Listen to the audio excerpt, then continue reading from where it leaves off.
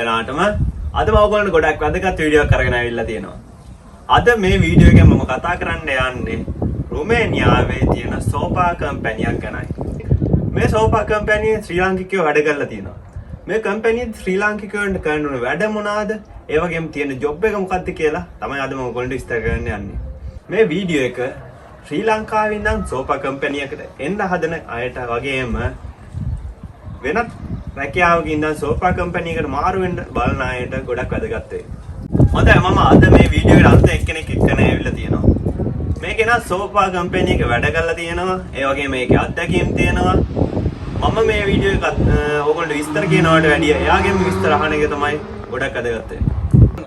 හොඳයි Romania Sinhala YouTube channel එකට මම ආයෙත් සාදරයෙන් පිළිගන්නවා. ආයිබෝවන්. මුලින්ම අපි අයියාගේ නම අහලා ඉමු. මම ධනුෂ්ක කතුරුසිංහ. ධනුෂ්ක අයියේ ඔයා ලංකාවේ මොන නගරයේද? මම දංකොටුවේ. දංකොටුවේ නගරේ. හොඳයි අයියා. අයියා රුමේනියාවේ මේ සෝෆා කම්පැනි තියෙන නගරය මොකද්ද? අරාඩ්. අරාඩ් නගරය. හොඳයි ධනුෂ්ක අයියා රුමේනියාවේ සෝෆා කම්පැනියට එන්න කලින් මේ සම්බන්ධ වෙනත් රැකියාවල් කරලා තියෙනවද? මම මල්ලි ලංකාවේ ඉඳන් ව්‍යාපාර කටයුතු කරේ. ව්‍යාපාර කටයුතු අඩාල වීමේ හේතුවෙන් තමයි මම මෙහෙට ආවේ. මට සෝෆා කම්පැනියක් ගැන එක්ස්පීරියන්ස් එකක් නැහැ ලංකාවේ. හොඳයි අයියේ එක්ස්පීරියන්ස් එකක් නැතුව සෝෆා කම්පැනි එක වැඩ ගන්න පුළුවන්ද? එක්ස්පීරියන්ස් එකක් නැතුව ඕන තැනක ජොබ් එකක් කරන්න පුළුවන්. හැබැයි Tamanට හැකියාවක් තියෙන්න ඕනේ ඒ කරන ජොබ් එක ගැන Tamanට හැකියාවක් තියෙන්න ඕනේ මල්ලි ඒක මේ තමා විසින්ම නිර්මාණය කරගන්න. ඔව් ඒ කියන්නේ අයියා කියන්නේ ජෙනරල් වර්ක් ජොබ් එකට එනවා නම් රුමේනියාවේ ඇතුළතදී ඔයාලට ඕන ජෙනරල් වර්ක් ජොබ් එකක් කරන්න පුළුවන්. ඔයාගේ එක්ස්පීරියන්ස් නැතුව. නමුත් ඔයා එන කෙනා තමයි ඒ ජොබ් එක ඉක්මනට අල්ල ගන්න ඕනේ, ඉගෙන ගන්න ඕනේ, ඒ වගේම මහන්සිලා වැඩ කරන්න ඕනේ. හොඳයි. අපි ඊළඟට අහනවා අයියාගේ ලංකාවේදී ඔයාව ඉන්ටර්වයුව කරද්දී මේ කම්පැනිෙන් අයියට මොනවද කිව්වේ විස්තර කම්පැනි ගැන? අපිට මෙහෙට රැකියාවක් කියමට කලින් ඉන්ටර්වයුව එකක් තියෙද්දි අනිවාර්යෙන් අපි වැඩ කරන කම්පැනිය ගැන සම්පූර්ණ විස්තරයක් දෙනවා. ඒක හැමෝටම පොදුවේ හැමෝටම ගෙන්නලා ඒ කාරණේ ගැන ලොකු දැනුවත් වීමක් කරනවා. මොකද අපි යන්නේ ජොබ් එක ගැන අපි අනිවාර්යෙන් දැනගත යුතුමයි. ඒක හින්දා මල්ලි මේ අපිට වීඩියෝ එකක් දාලා අපි යන කම්පැනියේ සම්පූර්ණ විස්තරයක් අපිට කියනවා. ඒ කියන්නේ අයියා ඔයගොල්ලන්ට ඡායාරූප හරි වීඩියෝ හරි පෙන්වනවද නැත්නම් කරන්න තියෙන ජොබ් එක ගැන පැහැදිලි කරාද? ඔව් අපිට ජොබ් එක ගැන පැහැදිලි කිරීමක් කරා. ඒ පාවිච්චි කරන මැෂින් ගෙනල්ලා ඒ මැෂින් පාවිච්චි කරන විදිය පෙන්නුවා. වීඩියෝ සම්පූර්ණ සෝෆා එකක් මුල සිටම නිර්මාණයේ සිට අවසන් වෙන තෙක්ම අපිට වීඩියෝ එකකින් සම්පූර්ණ දර්ශන පෙන්වන්න තමයි ඉන්ටර්විව් එකට. හොඳයි මම අයියාගේ අහන ඊළඟ ප්‍රශ්නේ තමයි ඉන්ටර්විව් එකේදී සාමාන්‍යයෙන් සෝෆා කම්පැනි එකට එද්දී අහන ප්‍රශ්න මොනවාද? සාමාන්‍යයෙන් සෝෆා කම්පැනියක් කියන්නේ මෙහි ජෙනරල් වර්ක්. ඒ කියන්නේ එක්ස්පීරියන්ස් එකක් නැතුව මෙහෙට ගෙන්න ගන්න කට්ටිය. එක්ස්පීරියන්ස් එකක් තියෙනවා නම් වඩු වැඩ කරලා තියෙනවා නම් අපිට සෝෆා එකක් නිර්මාණය කිරීමට හරිම ලේසි. ඉතින් ඒ කියන්නේ වඩු වැඩ කරලා තියෙන කෙනෙක්ට මූලික දැනුම තියෙනවා සෝෆා එකක් හදන්න. මොකද මූලික දැනුම කියන්නේ අපි ලංකාවේ මිටි වලින් යන ගැහුවට මෙහෙ මිටි වලින් නෙමෙයි යන ගහන්නේ. සෝෆා කම් සම්පූර්ණ මැෂින් වලින් හැම එකටම මැෂින් එකක් තියෙන ඒ අදාළ වැඩේට.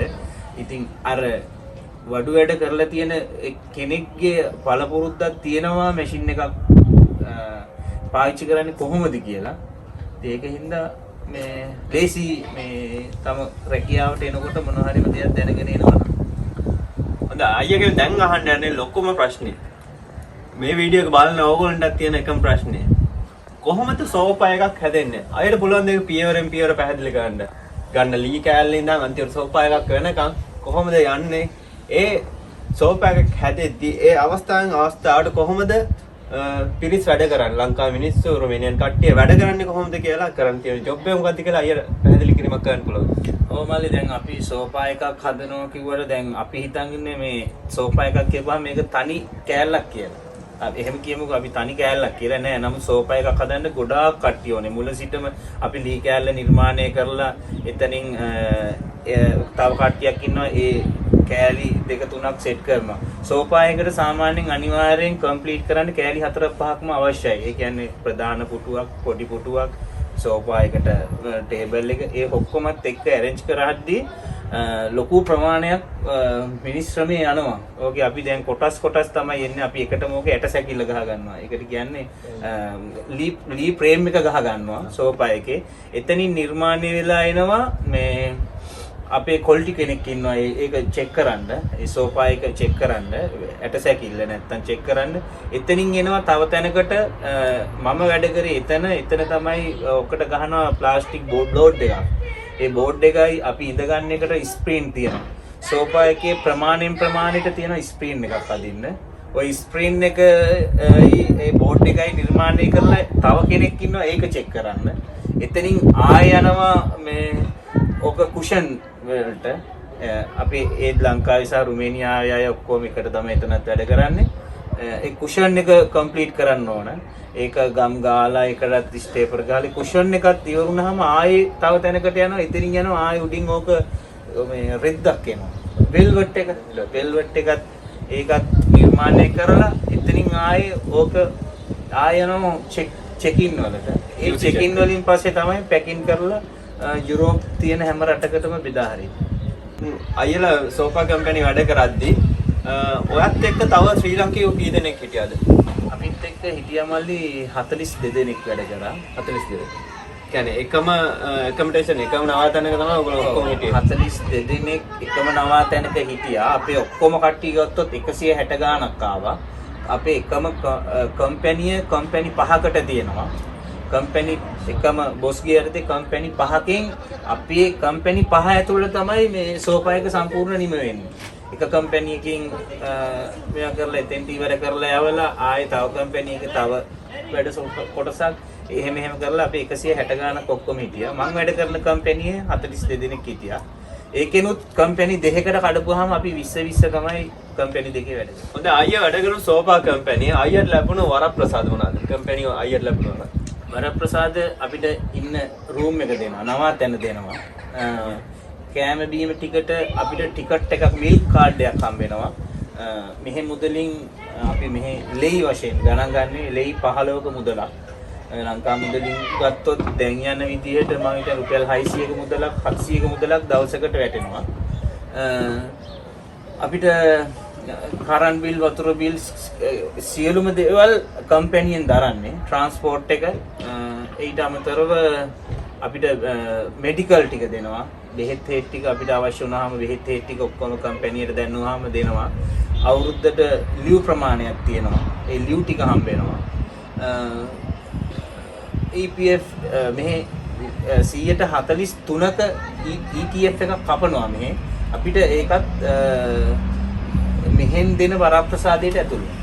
හොඳයි මම අයියගෙන් අහන්න යන ඊළඟ ප්‍රශ්නේ තමයි සෝෆා කම්පැනි වැඩ කරද්දී රුමේනියානුවන් සමග අයියලට වැඩ කරන්න සිද්ධ වුණා.